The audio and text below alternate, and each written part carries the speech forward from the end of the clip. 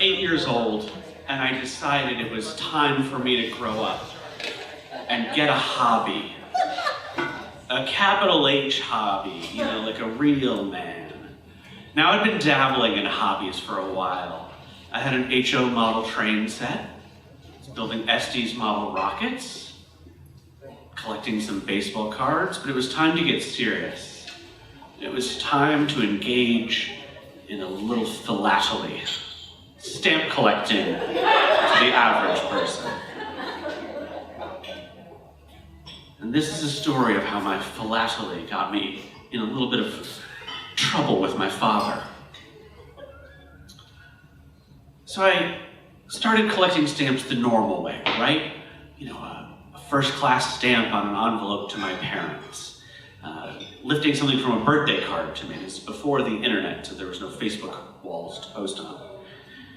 And I acquired very slowly. I lived in a small town. I went to the one antique shop there and, bought the 3 stamps that they had. And I kept trying to figure out, well, where am I going to get stamps?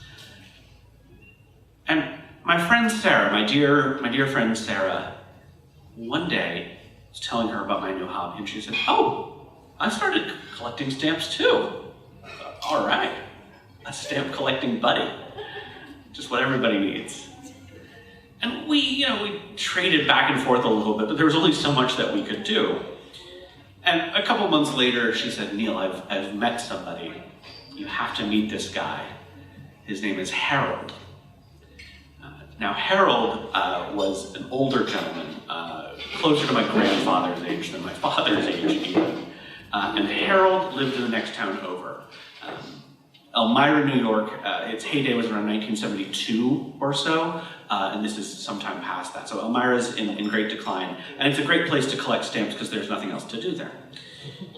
So Harold's deal was he had a front side room that he dealt out of, his products, his wares.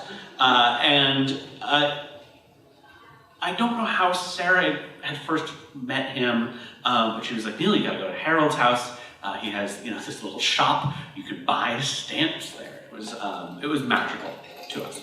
And part of what was really great, and I'll give Harold some credit here, he treated us as not quite equals, but as potential investors, right? We weren't just kids to him, we were customers, obviously spending our parents' hard-earned money. But we seemed to take it very seriously, and Harold thought this was very dear and just wanted to encourage us spending money in his front room. And then one day, Harold said, you know what you guys should look into is the Elmira Stamp Club. And we said, "Oh, there's a club for people like us." He said, "Yeah. We meet every Thursday in the basement of the First Presbyterian Church." And so we started going to these, and what we learned was, church basements all smell like cigarettes and coffee. It's a very important thing for an 8 and 9-year-old to learn. And then we also learned that not every meeting was the same. The first Thursday of the month was always the auction, and the rest were, bylaws, debates, very exciting philatelic content for all of the 70-year-old men gathered, and then us. And we, went a couple times and we're like, all right, got the hang of it. So, first Thursday of the month, I got all excited for another auction. My dad took me there, and because at this point, right, I'm 9, about to turn 10, I had started to feel like I was a little too cool for my parents, even at the stamp club in the church basement. So I was keeping my distance from my dad, and he had very thoughtfully given me $5 to spend on whatever auction items I saw fit. And so, walked around the, card table set up, and there's a little bit of this, a little bit of that. And for a while I wasn't quite finding anything, until I came across a packet of 10 stamps from African nations that had recently gained independence from France. Recently when they were issued, not recently at the time of my story, gosh. So I got very excited for this and thought, this is the thing I'm gonna bid on. I'm gonna sit through this entire auction, and I gotta win it, So I sat, right, like here, basically, right, the front row so that I could be seen in my bidding. I'm 9 years old, I'm smaller than everybody in the room, I gotta be visible. My dad was, I don't know where, but not anywhere near me, and so people thought it might be cool. And auction lot after auction lot came up, and it wasn't stuff I was interested in or couldn't afford because I only had $5. And, you know, finally my lot came around, right? The African independence stamps. Bidding started at $1. And I thought, great, I'm in a good position for this. So we'll wave the hand in the front row.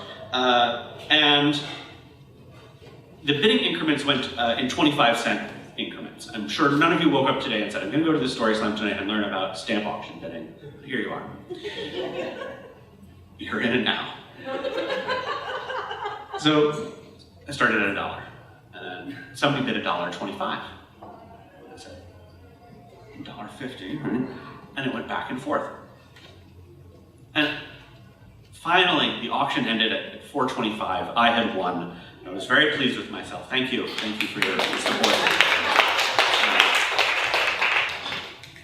And I thought, all right, great. I got what I came for. Okay. So afterwards, I met up with my dad outside First Presbyterian Church. We get in the car, we have a 20, 25-minute drive home. And I started to give him the play-by-play as if he had not been in the exact same stamp club room that I had just been in. And he slowed down verbally, not the car, just verbally. And he said, oh, that was you bidding on those stamps. And I said, well, yeah. And he said, I was bidding. I thought I would buy that for you.